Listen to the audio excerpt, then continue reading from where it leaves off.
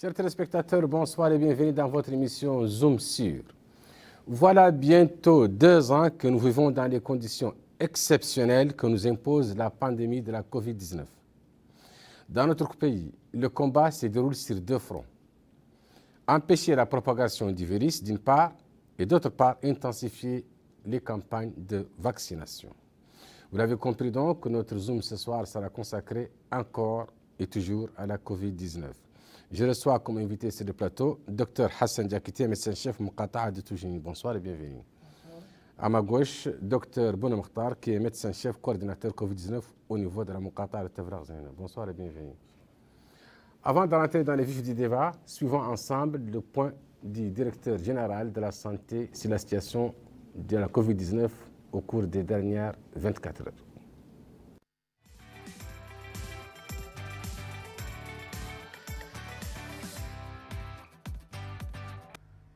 La situation épidémiologique, pour les dernières 24 heures, 2814 nouveaux tests ont été réalisés, dont 269 PCR.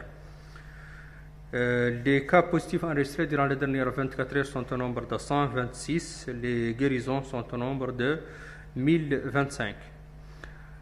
Pour les performances du dépistage, 2 régions ont enregistré un nombre de tests très faible, à savoir Nouakchott-Ouest et Nouakchott Sud. Pour la courbe de la 4e vague, elle continue sa descente. Aujourd'hui, comme je l'avais déjà avancé, nous avons enregistré 126 cas. Et pour les taux de positivité, ont pour la première fois depuis cette vague descendu en dessous du seuil de contrôle de l'épidémie qui est 5%. Les taux de positivité restent toujours élevés dans le Houd al-Gharbi, le Tagan et l'Inchiri. Pour les hospitalisés et les malades graves, durant les dernières 24 heures, nous avons enregistré 10 hospitalisés, dont 2 graves. Aussi, nous avons enregistré 5 décès durant les dernières 24 heures. Les sorties d'hôpital sont au nombre de 11. Pour les hospitalisés et les capacités d'accueil, nous avons aujourd'hui 61 hospitalisés dans les différentes unités de prise en charge Covid et nous avons des capacités qui sont bonnes, 316 dans l'hospitalisation conventionnelle et 30 lits libres de réanimation.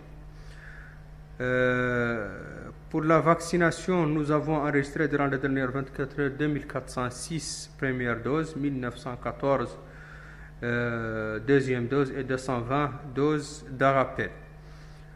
La vaccination reste faible dans certaines régions, particulièrement Nouakchott Sud, Nouakchott Nord, Inchiri, Tagan et la Saba.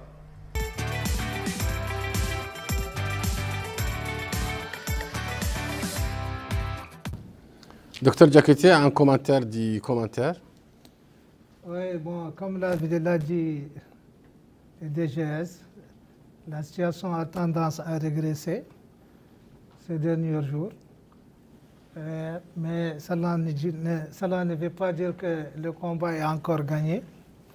Donc il va falloir toujours continuer à redoubler d'efforts pour continuer à faire le maximum de tests, à diagnostiquer les gens et surtout à promouvoir la promotion de la vaccination. Il faut que les gens continuent à se faire vacciner et il faut que aussi les gens continuent à respecter les mesures barrières telles que le lavage des mains, le port de masques, d'éviter d'aller dans les lieux où il y a des rassemblements, surtout, et d'aller se faire vacciner. Seul avec la vaccination, nous arriverons, Inch'Allah, à combattre cette pandémie pour laquelle on est en train de travailler depuis 2 ans. Donc.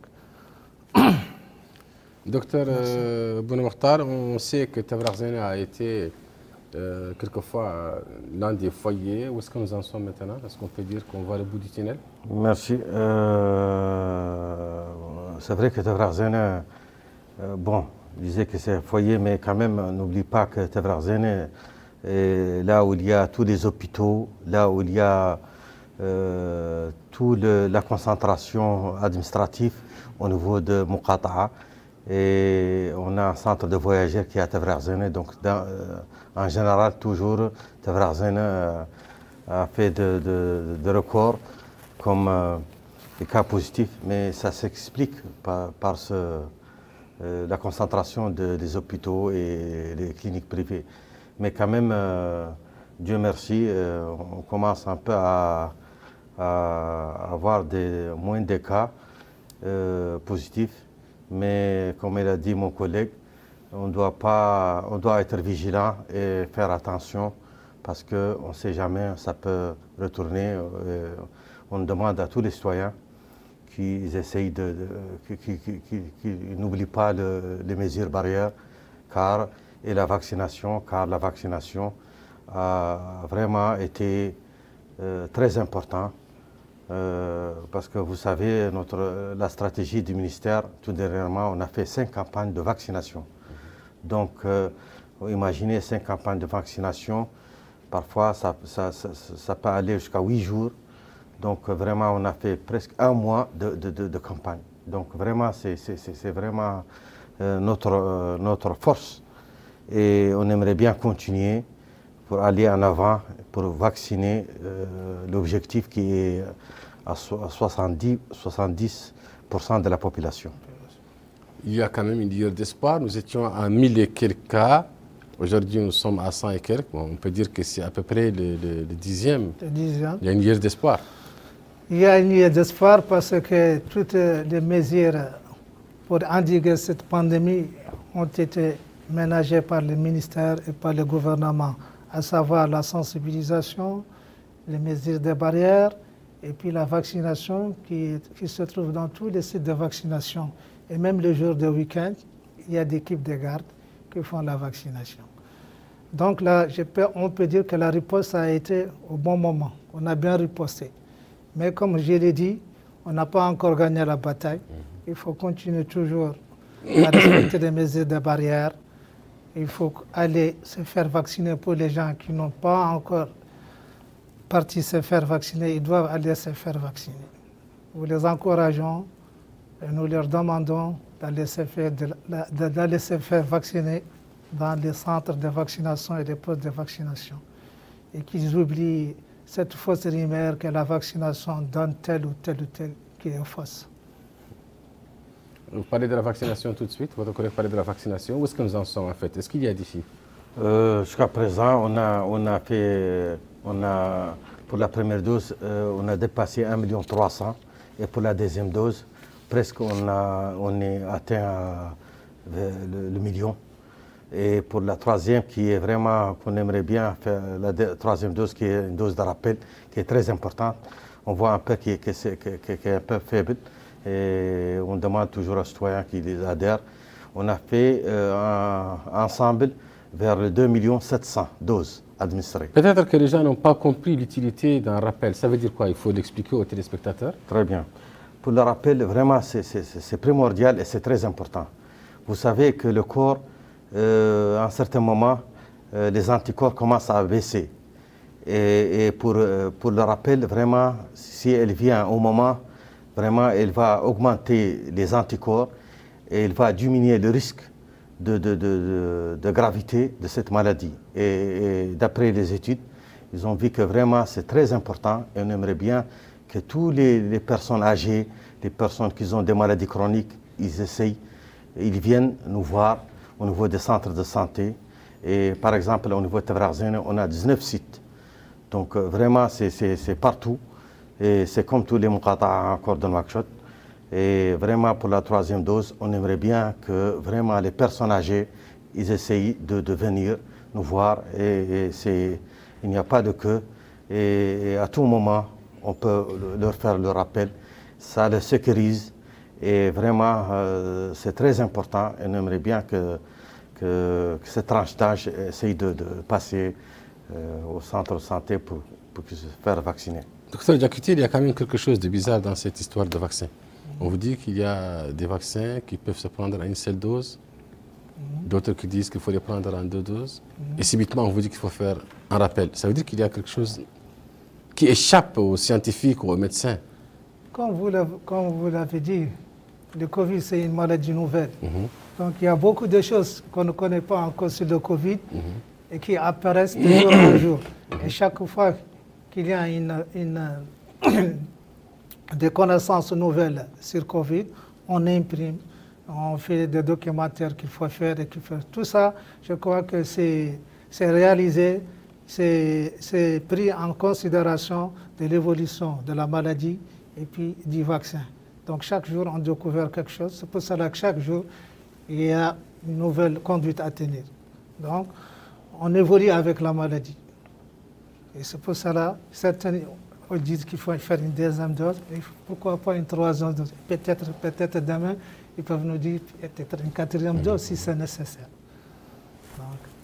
Docteur Bounoukhtar, on se rappelle qu'il y avait, c'est-à-dire la question que je pose est que ceux qui ont pris 2 doses, par exemple de AstraZeneca, peuvent-ils prendre une troisième dose, c'est-à-dire un rappel dans notre vaccin qui n'est pas celui qu'ils avaient injecté au début? Merci pour la question. Nous, par exemple, au niveau du ministère, on a un directif. C'est une conduite à tenir. Comme par exemple, les gens qui ont pris 2 doses d'AstraZeneca, ils peuvent prendre l'AstraZeneca ou bien le Pfizer. Et je voulais dire que le Pfizer, il est là au niveau des centres de santé et c'est disponible. Donc, au bout de 2 mois, au bout de 3 mois, la deuxième dose, on peut prendre en toute sécurité une dose de Pfizer. Si l'Astra il est là, il peut prendre l'Astra. Et c'est pour le Sinopharm, encore, pour la deuxième dose, entre 3 et 5 mois. Au bout de 5e mois, il peut prendre leur 3e dose.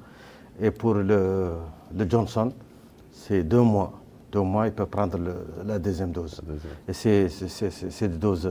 La deuxième dose est un rappel. C'est un rappel pour le Johnson. C'est un rappel. Oui, pour intervalle de 2 mois. Pour les personnes qui ont pris leur dose normale, quand elles ont contracté le virus plus tard, c'est-à-dire après avoir pris les 2 doses, est-ce que cela ne suffit pas par rapport à un rappel? C'est suffisant ou pas?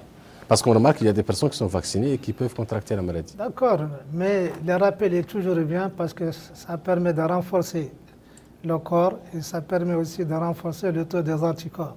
N'empêche que même si ces gens-là ont contracté la maladie, mais ils l'ont eu de façon faible. Ils n'ont pas arrivé au stade de complications respiratoires qui tuent. Donc un rappel est toujours bien et toujours bénéfique. Le vaccin, il sert à quoi au juste? Il vous protège ou il vous évite d'avoir les complications? C'est une bonne question pour le vaccin. Le vaccin de Covid, on peut faire le vaccin et avoir le Covid. Mais il nous épargne de la forme grave. Il nous épargne qu'on y va en hospitalisation et en réanimation. C'est ça l'objectif. Et on peut attraper difficilement le Covid si on est vacciné. Donc vraiment, c'est par expérience, on a vu que les gens qui sont en réanimation, c'est les gens qui ne sont pas vaccinés. Et les gens qui sont hospitalisés, en général, c'est les gens qui ne sont pas vaccinés. Ça, c'est vraiment, sur le terrain, on a vu que vraiment le vaccin nous prévenir de cette maladie qui est vraiment grave et qui est mortelle. Donc le vaccin, vraiment, c'est primordial et c'est essentiel. Donc on demande que les citoyens adhèrent à cette campagne. On voit bien qu'il y a une volonté politique. Et on a vu que la dernière fois, on a fait une campagne avec l'autorité administrative. Et il y avait le ministre de l'Intérieur avec notre ministre de Santé qui font le tour. Et on a fait des sites avancés pour que tous les citoyens aient l'accès à ce vaccin au niveau des marchés, au niveau des carrefours. Donc vraiment, c'est très important et on aimerait bien que tout le monde adhère à cette Docteur Diakité, les personnes désireuses de se faire vacciner, par exemple dans votre Muqata à vous, où est-ce qu'elles vont se rendre? Uniquement à l'hôpital Cheikh Zayed ou bien il y a d'autres endroits ou des sites? Ils peuvent se faire vacciner au niveau des sites de vaccination de la Muqata. Qui sont où? Il y a le centre de santé de Toujuni, il y a le centre de santé d'El Menara, il y a celui de Nour, il y a celui de Saada, il y a celui de Bouhdida, il y a celui d'Espoir. Tous ces centres et postes de santé, ils ont les vaccins, ils ont les 3 types de vaccins. Il n'y a pas d'équipe mobile. Hein, si, et on a aussi, ça c'est au niveau des sites fixes, et on a des équipes mobiles qui offrent les services selon la demande. C'est-à-dire qu'au niveau des écoles, s'il y a une école qui nous appelle qu'il y a des gens qui vont se faire vacciner, on envoie. On envoie une équipe pour aller se faire vacciner ces gens-là. Et même pour les vieux qui ne peuvent pas venir aussi au centre, on délègue cette équipe pour aller les faire vacciner. Et chaque fois qu'on trouve un groupe de gens quelque part, donc, qui ne veut pas aller au poste, on envoie une équipe qui travaille 24 heures sur 24 heures. Et au niveau de Tavrarzena, où est-ce qu'on peut se faire vacciner? Comme il a dit mon collègue, on a des équipes fixes et des équipes mobiles. Des équipes fixes au niveau des centres de santé, au niveau des postes de santé, comme par exemple à Tavrarzena. On a le poste à l'aéroport, on a le poste de stade, on a le marché poisson. Ça, c'est des sites fixes. Mais on a le stade ici à côté? Le stade, oui, à côté, le stade olympique. Oui, on peut se faire. Il y a une équipe qui est fixe, 5 sur 7. Et le week-end, on a des équipes qui font la garde et sont mobiles. Ça veut dire quoi? Ça veut dire à la demande, comme il a dit mon collègue, comme par exemple, s'il y a une institution qui veut se faire vacciner, on essaie d'établir un rendez-vous. Et c'est la même chose pour les ambassades. Et vraiment, c'est à la demande. Ça veut dire que c'est des équipes qui sont là à n'importe quel moment. On peut le toucher et venir faire le vaccin. Comme ce qu'on a fait tout dernièrement, il y avait le ministère de l'enseignement supérieur, il y avait des institutions qu'on a passé le voir et on a vacciné tous les étudiants avec le staff administratif. Donc c'est à la demande, comme on dit. Est-ce que la personne va choisir le vaccin ou bien c'est vous qui leur imposez le vaccin? Ça dépend. Si la personne se fait vacciner par l'AstraZeneca, il est préférable qu'il continue avec l'AstraZeneca. De même pour ces gens qui ont fait la vaccination avec les Sinopharma, ils peuvent continuer pour les Sinopharma. Mais pour les premières doses, c'est au choix du malade. S'il désire qu'on lui mette le Sinopharm, on lui met le Sinopharm. S'il désire l'AstraZeneca, on lui donne l'AstraZeneca. S'il désire le Johnson, on lui donne le Johnson. Et s'il désire le Pfizer, on lui donne le Pfizer. Ça veut dire que tout cela est disponible actuellement en quantité? Actuellement en quantité. Actuellement, il n'y a que l'AstraZeneca qui n'est pas disponible, mais il y a le Pfizer qui peut jouer le rôle de l'AstraZeneca. Ça veut dire pour les gens qui ont fait une deuxième dose d'AstraZeneca, s'ils veulent faire une troisième dose, on peut leur faire ça en Pfizer. Et ceux qui ont pris une seule dose d'AstraZeneca qui n'est plus disponible, on peut leur faire une deuxième dose en Pfizer. Ça ne pose aucun problème. Ça ne pose aucun problème. Parce que vous savez, les citoyens parfois ils se disent, moi j'ai pris telle dose, je ne veux prendre que cela. Ça ne pose aucun problème parce que les citoyens, quand ils viennent, on leur explique. On leur explique que ça ne pose aucun problème. Donc c'est à lui de choisir. Tout est disponible. Docteur, on a parlé au cours de la dernière campagne de la vaccination des enfants au-delà de 5 ans. Alors que dans un premier temps, on nous a dit que les enfants ne pouvaient pas avoir la maladie, ils ne pouvaient pas non plus le transmettre. Subitement, on nous dit qu'il faut les vacciner. Une explication et ensuite, est-ce qu'on peut avoir une idée sur le nombre d'enfants qui sont vaccinés? Oui, c'est vrai. Vous savez, chaque fois, le ministère établit une tranche d'âge. Ça, c'est en fonction c'est en fonction du stock et c'est en fonction de cible. Ça veut dire quoi? Ça veut dire qu'on a un nombre de vaccins et on essaye de voir, de cibler les maladies chroniques et les personnes âgées en premier temps et les personnes qui sont vulnérables. Ça c'est en premier temps. Mais on commence à chaque fois à diminuer jusqu'à tout dernièrement jusqu'à l'âge de 12 ans. Et on essaye on a vu que la dernière fois, on a vu que les enfants sont des vecteurs. Ça veut dire quoi? Ça veut dire qu'ils infectent leurs parents. Et donc vraiment, dans le monde, ils ont adapté des doses pour les enfants. Et on est en train d'adapter une dose sûre et pour les enfants pour qu'on essaye de toucher la tranche d'âge du 5 à 12 ans. Ce n'est pas encore, mais ils sont en train de réfléchir sur cela. Et pour de 12 à 18 ans, on a, pour Tavrazen, on a fait presque vers les 3000, parce qu'on a visité les écoles, on a visité les écoles privées, et il y a même des parents qui viennent avec leurs enfants, on les fait vacciner sans problème. Vous avez la vaccination des adolescents et des enfants est conditionnée par l'accompagnement bien sûr. Le consentement de la famille. Ça veut dire que si on vient voir une école, on touche le directeur, on lui dit de viser les parents d'élèves. S'ils sont d'accord, on vient et on vaccine. C'est comme ça qu'on procède. Docteur Diakité, est-ce que la dose qu'on injecte à l'enfant est la même qu'on injecte à un adolescent et une grande personne? C'est toujours la même dose. Mais comme l'a dit mon collègue, pour les enfants, donc la cible est de 12 à 17 ans pour les écoles et à 18 ans pour les autres. Mais pour les enfants inférieurs à 11 ans, jusqu'à présent, on n'a pas encore eu de directives du ministère de la Santé. Donc maintenant, on se focalise sur les cibles déjà proclamées par le ministère, surtout les écoles. Toutes les personnes âgées de 12 jusqu'à 17 ans sont vaccinées et plus de 18 ans encore et plus ils sont vaccinés. Peut-être que dans les jours à venir, on aura peut-être qu'on aura une note de service ou le ministère peut déclarer aussi à ce que les enfants soient vaccinés. Comme l'a dit mon collègue, ce sont des vecteurs, c'est des gens qui peuvent avoir les virus et ne pas avoir de symptomatologie. Ils peuvent les transmettre. Donc ils les transmettent. Donc, la personne vaccinée peut prendre le virus et le transmettre, n'est-ce pas? Comme d'ailleurs les enfants. Non. Les personnes vaccinées, il n'y a aucun risque? Non. Ça c'est une fausse... J'ai vu par... il y a les médias, les sociaux, comment ça s'appelle? J'ai vu beaucoup des anti-vaccins qui essayent de parler cela.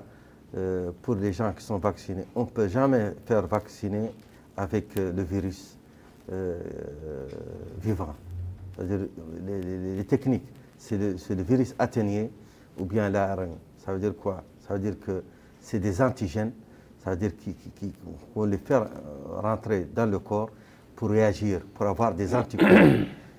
Ça c'est pourquoi, pour avoir, il y a les anticorps, il y a au niveau du corps des cellules qui s'appellent cellules mémoire. C'est-à-dire que si ce virus rentre, c'est-à-dire que le corps commence à produire des anticorps contre ce virus. Et on ne vaccine pas avec le virus vivant. Ça veut dire que les personnes vaccinées, ils ne transmettent pas le virus. Ça, c'est vraiment quelque chose qui est... Ce sont des rumeurs infondées. Oui, c'est des infos-rumeurs. Et c'est comme ça, scientifiquement, c'est un bout de virus qu'on le prend et on l'introduit au niveau du corps. Et les anticorps qui réagissent, on dit qu'il y a des gens qui ont de la fièvre après le vaccin, c'est normal, parce que c'est les anticorps. Ça veut dire que les anticorps commencent à réagir. Et ça, c'est un bon signe pour nous.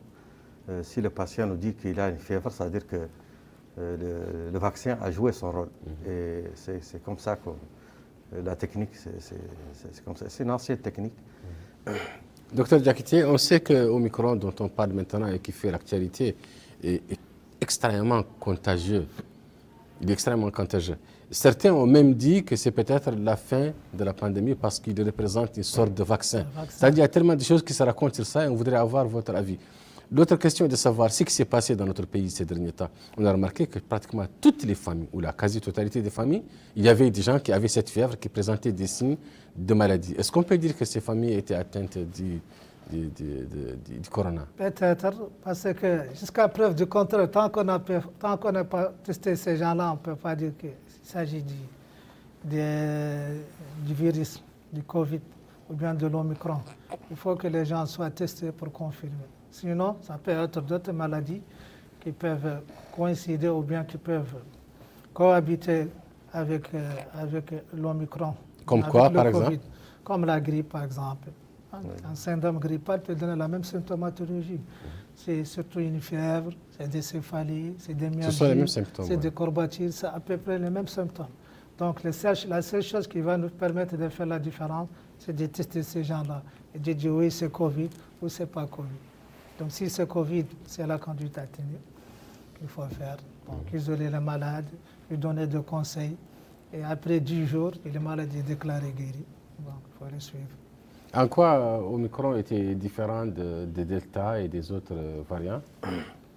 Oui, c'est vrai. Vous savez que l'Omicron, vraiment, il a une force de transmission qui est vraiment rapide et il est moins virulent que le Delta. Vous vous rappelez que le Delta, il fait des formes graves, surtout pulmonaires. Donc, on a vu que l'Omicron, il est moins grave que le Delta, ça veut dire que les formes graves, mais quand même, il y a des décès et il a une symptomatologie, surtout une céphalée qui est intense, une myalgie, comme l'a dit le docteur, et avec des douleurs au niveau de la gorge, donc beaucoup plus au niveau de la gorge. Donc ils ont dit que l'Omicron n'atteint pas les poumons. Et le Delta, vous vous rappelez, les formes vraiment que les gens ils ont besoin d'oxygène et tout.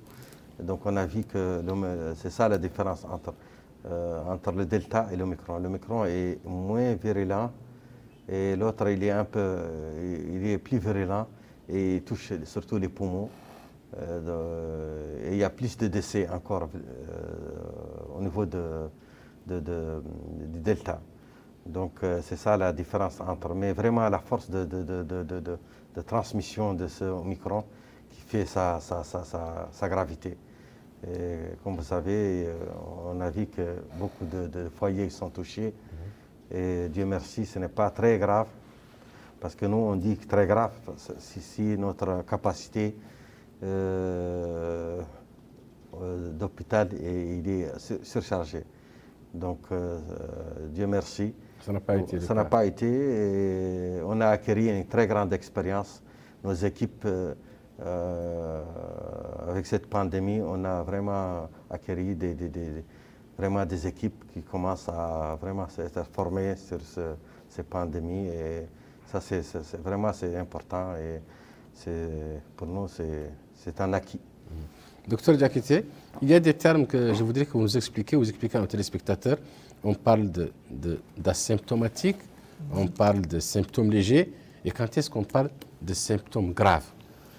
Donc asymptomatique, ça veut dire qu'il ne présente aucune symptomatologie. Il n'y a ni fièvre, ni céphalée, c'est une personne normale qui n'a aucun symptôme. Symptomatique, c'est quand il développe ça. Comme il dit, il a la fièvre, il vient, il dit j'ai la fièvre, j'ai des céphalées, j'ai des nausées, j'ai des courbatures et parfois même j'ai une diarrhée. Ça, c'est symptomatique. Plus grave, c'est quand on arrive au stade de complications telles qu'une détresse respiratoire, où il faut mettre ces patients sous l'oxygène, où il faut l'intuber, où il faut les mettre au niveau de l'animation. Donc, c'est quand ça devient grave, c'est quand le sujet est admis dans des unités de soins intensifs pour les prendre en charge. Ça, on dit que c'est grave. C'est des cas graves. Et des cas légers, les cas moins graves, ce sont les cas qu'on peut traiter à la maison avec des conseils et un traitement et un suivi du malade. Donc, le malade n'a pas besoin qu'on l'hospitalise. Il est chez lui, on le suit à distance. Alors que les cas graves, c'est des cas qui nécessitent des soins intensifs. L'hospitalisation et parfois peut-être même la réanimation. On peut avoir, docteur Ben Mokhtar, le protocole. Est-ce qu'il y a un protocole universel pour les soins? Pour les soins non, je pense que chaque pays a son protocole. Vous savez, ici, il y a un comité qui est de professeurs, infectiologues et tout. Ils se réunissent et ils ont leur protocole propre à eux. Mais en général, ça se ressemble, mais ça dépend. Chaque pays a sa particularité. Et ils essayent d'avoir leur protocole propre. Et quand même, ce n'est pas au hasard. C'est-à-dire qu'il y a des sages, il y a des professeurs qui sont là, qui nous dictent les protocoles au niveau de l'hospitalisation et au niveau de la réanimation. Et Je pense que depuis le début, ça a très bien marché. On n'a pas eu de problème. La conduite à tenir, c'était bien. On a vu beaucoup de gens on l'a bien récupéré de réanimation. Ils sont en vie et il n'y a pas eu de problème. Toujours à propos des définitions, c'est quoi un Covid long? Ce sont des termes qu'on voit souvent ou qu'on entend sans en avoir l'explication. Donc, un Covid long, on peut dire que c'est un Covid qui ne guérit pas au-delà de 10 jours. Parce que normalement, un Covid normal et un Covid qui n'a pas de complications en 10 jours, donc il est guéri. Mais si ça dépasse 2 semaines, 3 semaines, 4 semaines, on peut dire que c'est un Covid long. Ça peut avoir des conséquences sur la santé de la personne. Ça veut dire que c'est un Covid qui est peut-être dont la personne a eu des complications. Donc quelqu'un, par exemple, qui a un Covid simple, c'est 10 jours. Quelqu'un qui a un Covid avec détresse respiratoire ou avec une comorbidité, ça peut aller même jusqu'à 1 mois. Donc ça, on peut dire que c'est un Covid long. Donc, parce que la durée a augmenté. 10 jours et 30 jours, ce n'est pas la même chose. Donc quand on fait 10 jours, ce n'est rien, mais quand on fait 1 mois ou 45 jours, ça devient long. Qu'on n'arrive pas à se rétablir normalement de la correctement. durée d'hospitalisation du malade au niveau des soins intensifs. Docteur Bonamkhtar, quand est-ce qu'on va parler d'immunité collective? C'est ce que le monde entier attend. L'immunité collective. Moi, je pense que l'immunité collective, c'est si on atteint notre objectif de vaccination. Si on atteint l'objectif, on va avoir une immunité collective. Et on est en train de travailler là-dessus pour avoir au moins le maximum des citoyens vaccinés et pour au moins épargner les formes graves. C'est un objectif Un objectif qu'on s'est fixé. On travaille là-dessus. Et on espère que dans quelques mois, au moins on essaye de avoir un pourcentage qui est acceptable pour avoir cette immunité collective. Des experts de l'OMS ont dit que nous sommes presque à la fin de cette pandémie. C'est-à-dire qu'il y a un débat tout autour. Est-ce que vous avez une opinion là-dessus? Les gens disent, mais nous, en tant que scientifiques, on doit se baser que sur des preuves. Ils ont dit que, par exemple, l'Omicron, c'est un vaccin que Dieu nous a donné. Tout le monde a eu l'Omicron et que tout le monde sera immunisé. Eh bien, les journaux le diront. Nous le dirons, Inch'Allah. On verra si ce que les scientifiques ont dit est juste ou non. Si c'est le cas, la pandémie va s'arrêter. Si ce n'est pas le cas, la pandémie va continuer. Est-ce qu'il n'y a pas une crainte d'avoir, on parle de BA2 ou quelque chose comme ça, un autre variant ces derniers temps? Il y a toujours la crainte d'avoir d'autres variants. Parce qu'en général, c'est la vaccination. Les grands scientifiques ils disent que quand il y a trop de vaccination, il y a toujours des variants. Et pour cela, il y a le SARS-CoV-2, il y a le Delta, il y a maintenant l'Omicron. Peut-être demain, il y aura, je ne sais pas, la station Delta-Omicron, on ne sait pas. Ça, c'est des études scientifiques qui vont après le prouver. Et on espère bien qu'avec l'Omicron, que la pandémie s'arrête. C'est notre souhait. Mais on ne peut pas le dire tant qu'on n'a pas vu les choses évoluer. Les cas, qu'il n'y aura plus de cas de Covid. Et tout le monde sera, quand tout le monde sera testé, sera négatif. À ce moment, on peut dire que la pandémie est terminée. Docteur Bonamkhtar, chez vous, qu'est-ce que vous faites quand un malade vient vous dire qu'il ne se sent pas bien? Est-ce que vous le testez systématiquement? Ou bien, au simple regard, vous pouvez déjà savoir qu'est-ce qu'il y a? Pour nous, au niveau de centre santé, la polyclinique, tout malade suspect, il doit passer et faire le test. Ça veut dire que même les consultations, même au niveau des sages-femmes, ils ont on a fait une réunion que tout malade suspect devrait faire son test. Ça veut dire quoi? Ça veut dire que, vous savez, il y a beaucoup de symptômes. Il peut venir avec une diarrhée, simple diarrhée. Il peut venir asymptomatique, te dit qu'il est fatigué. Il peut venir avec une céphalée. Donc vraiment, le test... C'est-à-dire que dès que quelqu'un présente un signe pareil, vous faites le test? Systématique. les tests au niveau de la polyclinique, c'est systématique. Et c'est comme c'est tous les centres de santé, ils ont cette directive que toutes les personnes qui viennent faire les consultations, ils font les tests. Vous savez, là-bas, c'est gratuit et le ministère nous a... on n'a pas de rupture.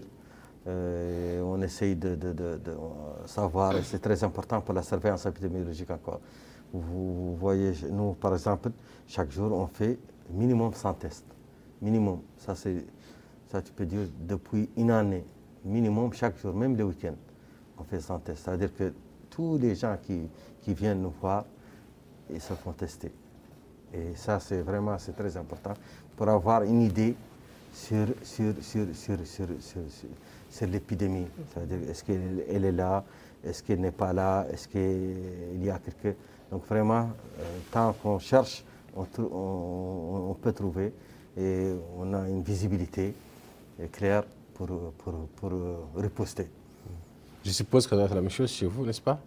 Comment? Les tests sont systématiques chez vous. Oui, ils sont systématiques. C'est la même conduite que le ministère a adoptée, elle est valable pour tout le monde. Ouais. Toute personne qui vient avec un symptôme suspect, automatiquement, il est testé. Avant qu'on y fasse quoi que ce soit, on doit dire que tu dois être testé. Il faut qu'on élimine d'abord que tu n'as pas le Covid. Après, on passe aux autres pathologies. C'est facile, les tests? C'est très facile. C'est des équipes qui sont bien rodées. C'est des infirmiers qui ont été formés. Et maintenant, ils le font simple, très simple. C'est très simple. Et vous obtenez les résultats en combien de temps? 15 minutes? 15 minutes. Le malade, il est testé. Il s'assoit 15 minutes, attend la lecture de son résultat. Et puis, on lui donne, il vient.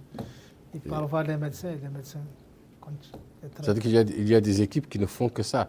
Chaque fois qu'un malade présente des signes, on les teste systématiquement. Nous, par exemple, au niveau de nos centres de poste, il y a une équipe uniquement que pour ça. Toute personne qui vient, on lui donne un papier, il doit aller se faire tester. Il fait son test et il revient. Et tant qu'il ne s'est pas fait tester, vous n'allez pas le soigner. Il y a certains mêmes malades, quand on leur dit, ils fuient. Et ils s'en vont. Ils s'en vont. Vous les laissez partir. Donc on leur donne. On attend, parfois ils ne viennent pas. Parce que certains gens ne veulent pas qu'on leur fasse ça. Bon, on leur a dit que ce n'est pas dire, mais ça c'est obligatoire. On ne veut pas les emmerder, mais c'est ça notre devoir. On ne peut pas venir, un malade, il vient, suspect, il a une fièvre et qu'on ne lui fasse pas un test alors qu'on a les tests. Et les résultats des tests sont envoyés au ministère ou à la direction de la santé? Bien sûr. Il y a toujours, nous par exemple, bon, ça c'est généralisé sur tous les centres, je pense. Par exemple, nous on a 19 sites, c'est-à-dire que 19 sites où ils font les tests. Et à 13h, on récapitule tous les gens testés et on les envoie au niveau de notre direction régionale. Et la direction régionale le transmet au niveau du ministère. C'est comme ça, le journal que vous voyez, ça c'est tous les jours. Vous faites PCR ou TDR. C'est quoi d'ailleurs la différence entre TDR et PCR? Bon, le PCR c'est un peu compliqué. Et le test rapide antigénique, on a vu qu'il donne vraiment de très bons résultats du début de la maladie. Le début, ça donne si le patient est symptomatique, vraiment, le test antigénique, ça donne des bons résultats. S'il n'est pas symptomatique, ou si c'est quelques jours, parfois le PCR peut déceler, il est plus profond que le test antigénique. Mais quand même... vous les faites tous les deux? On les fait tous les deux, on l'achemine et on envoie. Il y a un circuit qui se fait et on lui amène les résultats. En général, parfois ça dure, parfois on le dépose le matin, le lendemain, surtout le PCR. Il y a quelque chose qui attire notre attention quand on voit que, par exemple, avant-hier, on nous disait qu'il y avait un cas grave et le lendemain, on nous dit qu'il y a 4 décès. D'où est-ce qu'ils viennent ces 4 décès? Parce que nous avions un seul cas grave et on se retrouve à 4 décès, c'est-à-dire le nombre de décès est supérieur même au cas grave. Comment expliquer cela? Ça, c'est peut-être que quand une personne décède, par exemple, qu'on fasse, par exemple, qu'on lui fasse les tests, ça devient positif. Si je comprends, c'est-à-dire chaque personne qui décède passe les tests. On lui fait passer les tests. Chaque personne qui décède, on doit lui faire les tests. c'est les conditions normales pour qu'on puisse même l'enterrer, pour que les gens qui vont les manipuler puissent prendre les précautions pour ne pas aussi contaminer les autres. Donc c'est obligatoire. C'est-à-dire, vous comptez l'explication, c'est-à-dire que vous dites que quand quelqu'un décède, on fait le test et il se trouve peut-être qu'il était positif, et qu'il n'était pas enregistré déjà dans les statistiques qu'on avait. Dans les statistiques. Donc on dit que c'est Covid, on lui attribue Covid. Si on ne connaît pas les décès et qu'on a fait les tests, on a trouvé Covid. Donc ce sont en général des malades qui ne se sont pas venus au centre se faire soigner, qui sont restés chez eux. Donc, et qui peut-être qu'ils étaient Covidés, qu'ils avaient le Covid, on n'avait pas fait les tests. Et puis quand ils décèdent, bon, les parents, ils nous appellent. Et nous, cette personne, pour qu'elle soit enterrée, il faut qu'elle fasse déjà un test Covid. Pour que les gens qui vont les manipuler prennent leurs précautions, ne pas contaminer les autres. Il y a toujours ce protocole d'enterrement et les méfiances, on ne le donne pas à ses parents, ou bien c'est fini ça? Non, c'est toujours... on a toujours ce protocole. Et dans les hôpitaux, c'est toujours respecté. Mais parfois, vous savez, les citoyens essayent d'avoir toujours une façon de nous échapper. Mais quand même, s'il est dans un centre de santé, s'il est décédé dans un centre, ou bien il est vraiment soumis à cette réglementation. Et c'est comme ça. Mais parfois, vous savez, les malades, parfois, les parents essayent de ne pas venir, ou bien ils décèdent à la maison et ils essayent d'échapper à... Parfois, ça arrive, mais bon, toute personne décède dans une structure, c'est la même chose. Et c'est une obligation pour moins protéger les gens qui vont l'enterrer et pour protéger son environnement. Comment faire pour conscientiser les gens sur le danger de cette pandémie? Parce que, par exemple, déjà, qui ont quelqu'un qui est malade et qui est décédé, on trouve qu'il est positif, et ses parents ne veulent pas respecter les règles qui sont établies. Est-ce qu'il y a un moyen de les conscientiser? Qu'est-ce qu'il faut faire pour que les gens prennent conscience du danger de cela? C'est toujours la sensibilisation. Il faut toujours sensibiliser les gens sur les dangers du Covid. Moi, je crois que c'est seulement la sensibilisation. Avec la sensibilisation que nous allons mettre ou bien écrire dans les esprits des gens qu'il y a un protocole, que tout le monde doit suivre ce protocole. Sinon, on va toujours rester dans les cas, dans une situation qui va permettre toujours la propagation du virus. Il faut que chacun de nous prenne ses responsabilités vis-à-vis de lui-même et vis-à-vis de sa famille et vis-à-vis de son entourage. Il ne faut pas que moi je sois malade et je contamine tout mon entourage. Je suis malade, je prends mes précautions, je reste chez moi. J'ai dit à ma famille, voilà, j'ai un Covid, il ne faut pas vous approcher de moi. Il n'a qu'à respecter les mesures de barrière. S'il respecte les mesures de barrière, il y aura moins de dégâts. Et avec ça, les gens vont savoir que ça, c'est vraiment grave.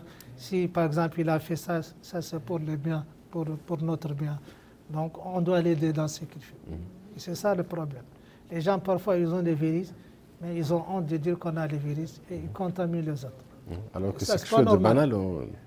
C'est quelque chose de très banal, avoir le virus. C'est quelque chose de banal. C'est ça, c'est ce qu'on veut savoir aux gens, que maintenant, le Covid, ce n'est plus comme avant. Avant, on ne connaissait rien sur le Covid et tout le monde a peur. Maintenant, on connaît tout presque sur le Covid, sa façon de se transmettre, comment l'éviter. En respectant les mesures de barrière, en allant se faire vacciner, en respectant les consignes que les ministères dictent aux gens chaque jour. Et c'est avec ça qu'on va pouvoir maîtriser la pandémie. Il faut que tout le monde sente qu'il est responsable vis-à-vis de lui et vis-à-vis de son entourage et vis-à-vis de tous les gens qui travaillent avec lui. Dans le même sens, comment sensibiliser les gens? Est-ce que vous appelez les gens à la vaccination? Bon, pour la sensibilisation, comme il a dit mon collègue, c'est le devoir de tout le monde, et les médias surtout. Je voulais profiter de l'occasion pour remercier la télévision mauritanienne, vraiment qu'elle a bien adhéré à cette sensibilisation. C'est très important, sensibilisation au niveau de médias, au niveau de tous les rassemblements. On essayait au moins d'éduquer les citoyens parce que vous savez, cette maladie, tout le monde devrait comprendre que c'est une maladie qui est très grave, c'est une maladie qui tue et j'assume la responsabilité. C'est une maladie que toutes les personnes qui ne sont pas vaccinées ils peuvent aller à tout moment à la réanimation. Donc vraiment, on aimerait bien qu'ils comprennent que vraiment c'est une maladie sérieuse. Et en voyant les chiffres, ils pensent que la maladie n'est pas maladie est terminée. Non, elle n'est pas terminée. On devrait faire très attention et essayer de se protéger en se protégeant en allant se vacciner. Ça, c'est vraiment notre message en tant que professionnel de la santé. On véhicule ce message pour nos citoyens qui se font vacciner. Et les gens qui se sont vaccinés, la troisième dose, vraiment, c'est une dose qui est très importante, qui va améliorer leur capacité immunitaire pour ne pas avoir cette forme grave. Et les décès, vous voyez qu'à chaque fois, il y a les décès. Donc vraiment, c'est ça qu'on essaye d'appuyer et de dire et de sensibiliser pour ne pas avoir ces décès, malheureusement, que vraiment nous font vraiment chagriner. Et avec la vaccination, on peut s'en sortir. Et elle a fait ses preuves. Et c'est comme ça qu'on essaye de... Docteur Diakité, pendant le début de l'apparition de la Covid-19, vous étiez où? Comment ça s'est passé? Est-ce que docteur Diakité, aujourd'hui, en ce jour, est la même personne qu'elle était au début de l'apparition de la maladie? Non, bon, maintenant on est aguerri. Avant, dès l'apparition, j'étais dans la Moukata à Dambout. Puis on m'a envoyé comme coordinateur de Covid. Vous étiez déjà là-bas ou bien on vous a envoyé? J'étais déjà en bout. Et puis quand il y a eu le Covid, on m'a envoyé comme coordinateur de Covid au Trarza. Donc le Covid, nous le connaissons très bien.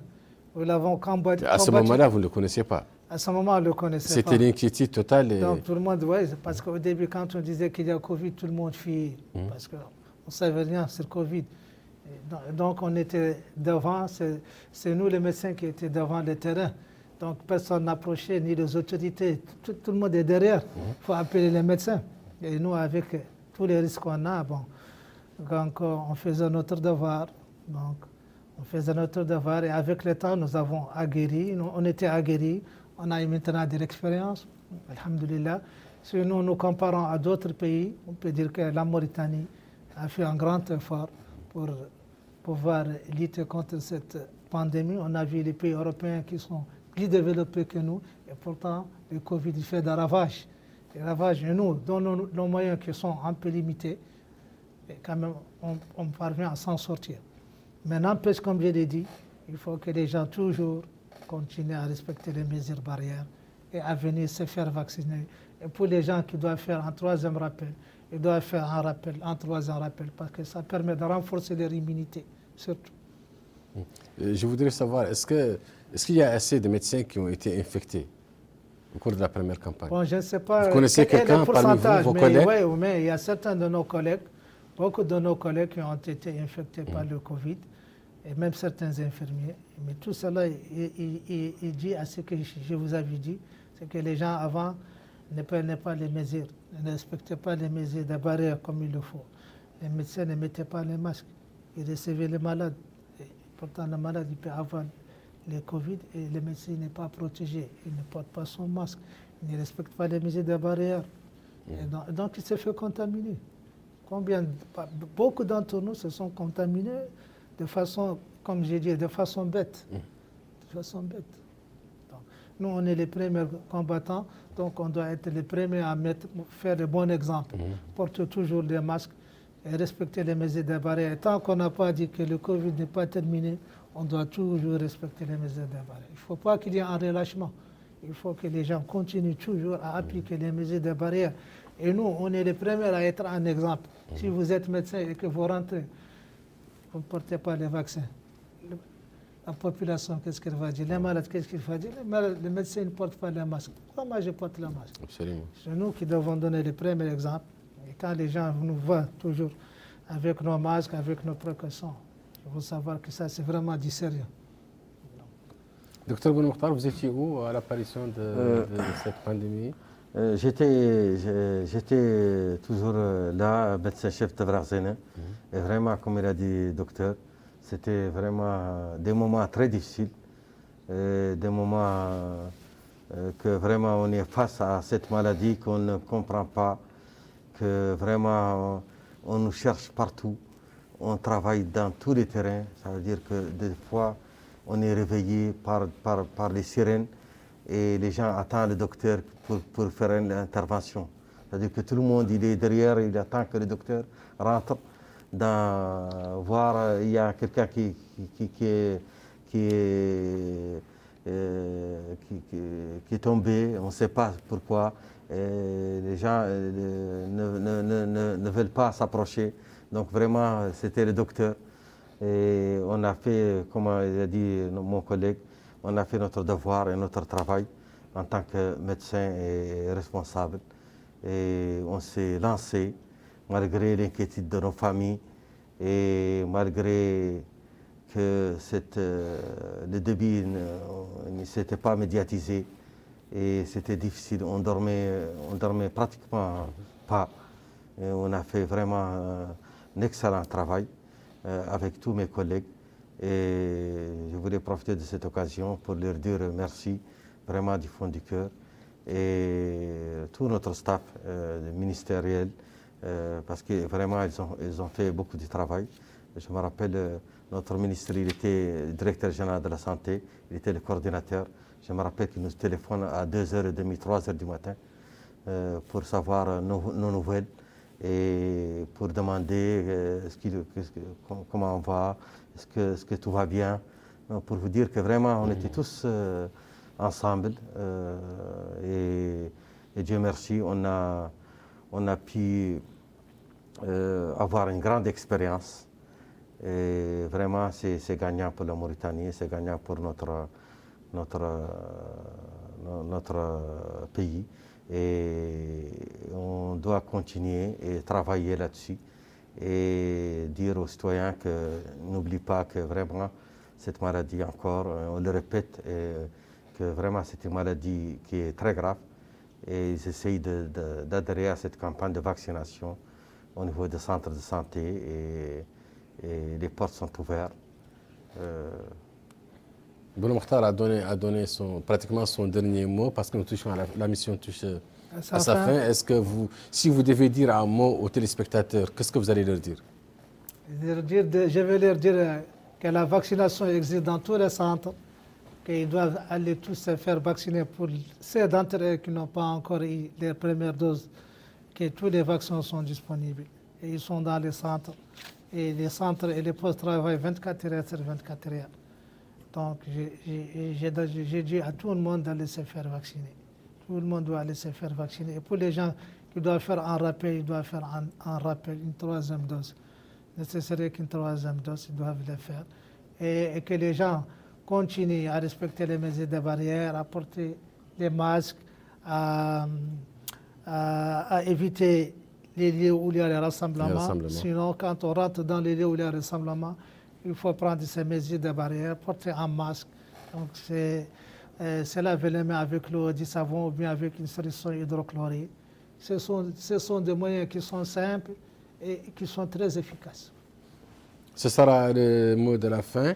Je rappelle à mes téléspectateurs que j'avais comme invité pour l'émission Dr Hassan Diakité, qui est médecin-chef de la Muqata'a de Toujénine, et Dr Bounmokhtar, médecin-chef coordinateur Covid-19 au niveau de la Muqata'a de Tavrarzene.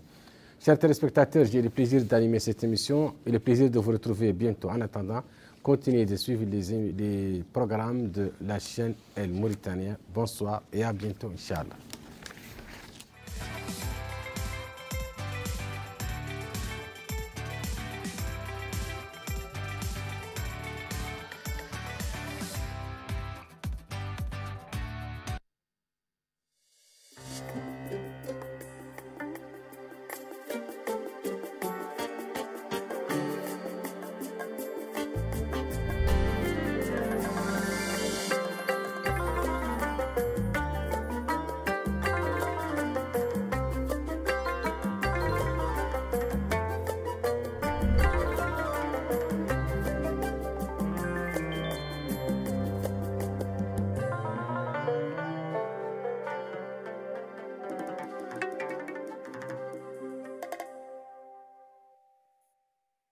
الآن إلى شبكة